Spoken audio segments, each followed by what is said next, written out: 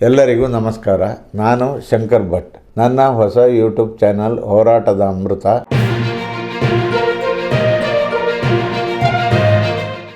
ತಕ್ಷಣದಿಂದಲೇ ಜಾರಿಗೆ ಬರುವಂತೆ ಪೆಟ್ರೋಲ್ ಮತ್ತು ಡೀಸೆಲ್ ಮೇಲಿನ ತೆರಿಗೆಯನ್ನ ರಾಜ್ಯ ಸರ್ಕಾರ ಹೆಚ್ಚಳ ಮಾಡಿದೆ.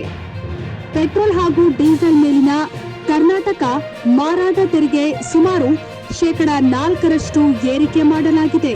ಇದರಿಂದ ಲೀಟರ್ಗೆ 3 ರೂಪಾಯಿಗಿಂತ ಹೆಚ್ಚು ಏರಿಕೆ ಕಾಣಲಿದೆ.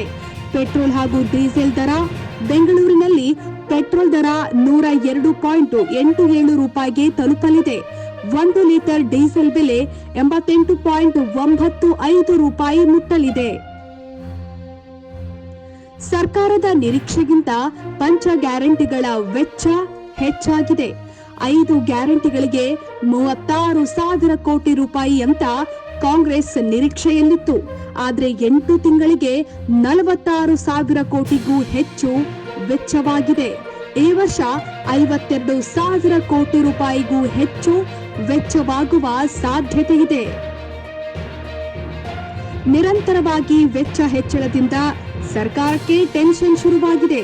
ಈ ಹಿನ್ನೆಲೆ ಕರ್ನಾಟಕ ರಾಜ್ಯ ಸರ್ಕಾರ ಪೆಟ್ರೋಲ್ ಮತ್ತು ಡೀಸೆಲ್ ಮೇಲಿನ ತೆರಿಗೆಯನ್ನ ಹೆಚ್ಚಿಸಿದೆ. ಹಣಕಾಸು ಇಲಾಖೆ ಹೊರಡಿಸಿದ ಅಧಿಸೂಚನೆ ಪ್ರಕಾರ ಪೆಟ್ರೋಲ್ ಮೇಲಿನ ಕರ್ನಾಟಕ ಮಾರಾಟ ತೆರಿಗೆಯನ್ನ 25.92 ರಿಂದ 29.84ಕ್ಕೆ ಹೆಚ್ಚಿಸಿದೆ.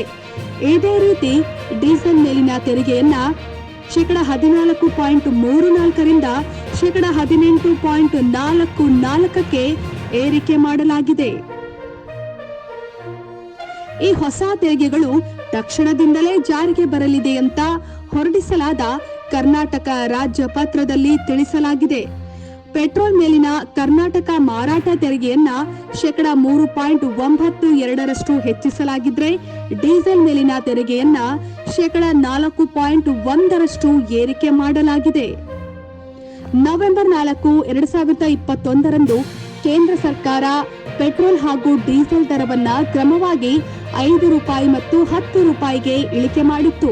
ಇದಾದ ಬೆನ್ನಲ್ಲೇ ಆಗಿನ ಸಿಎಂ ಬಸವರಾಜ ಬೊಮ್ಮಾಯಿ ಸರ್ಕಾರ ರಾಜ್ಯದಲ್ಲಿ ಪೆಟ್ರೋಲ್ ಮತ್ತು ಡೀಸೆಲ್ ದರವನ್ನ ಲೀಟರ್ಗೆ ತಲಾ 7 ರೂಪಾಯಿ ಇಳಿಸಿತ್ತು. ಅಷ್ಟೇ ಅಲ್ಲದೆ ಸತತವಾಗಿ ಬೆಲೆ ನಿಯಂತ್ರಣಕ್ಕೆ ಕೇಂದ್ರ ಸರ್ಕಾರ ಒಂದಿಷ್ಟು ಕ್ರಮ ಕೈಗೊಂಡಿದ್ದರಿಂದ ಪೆಟ್ರೋಲ್ ಬೆಲೆ ಶತಕದ ಗಡಿಯಲ್ಲೇ ನಿಂತಿತ್ತು. ಆದರೆ ಇದೀಗ ರಾಜ್ಯ ಸರ್ಕಾರ ತನ್ನ ತೆರಿಗೆ ಹೆಚ್ಚಳ ಮಾಡಿರುವುದರಿಂದ ಸಹಜವಾಗಿಯೇ ಬೆಲೆ ಏರಿಕೆಯ ಬಿಸಿ ಮಧ್ಯಮ ವರ್ಗವನ್ನ ತಟ್ಟಲಿದೆ. ಶೇರ್ ಮಾಡಿ, ಸಬ್ಸ್ಕ್ರೈಬರ್ ಆಗಿ, ಬೆಲ್ ಐಕನ್ ಅನ್ನು ಒತ್ತಲು ಮರೆಯದಿರಿ.